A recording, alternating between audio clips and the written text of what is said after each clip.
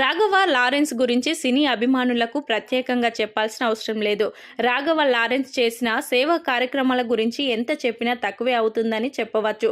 ప్రధానంగా దివ్యాంగులు, అనాథ పిల్లల కోసం రాఘవ ఎన్నో సేవా కార్యక్రమాలను నిర్వహించడం జరిగింది.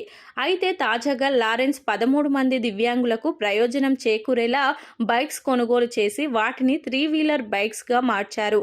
దివ్యాంగులకు ఇచ్చిన మాటను నిలబెట్టుకున్న రాఘవ గ్రేట్ అని నెటిజన్లు కామెంట్లు చేస్తుండగా మరికొందరు ఆయన మనిషి రూపంలో పుట్టిన దేవుడని చెప్తున్నారు.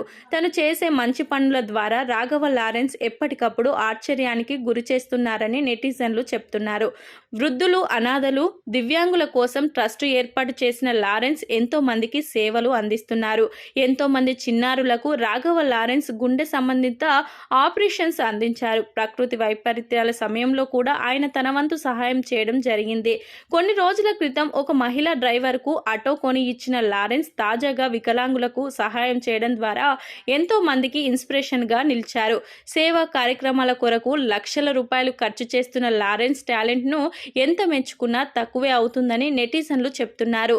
ఈ వీడియో చూస్తూ ఎమోషనల్ అవుతున్నామని కొంతమంది నెటిజన్లు చెప్తున్నారు.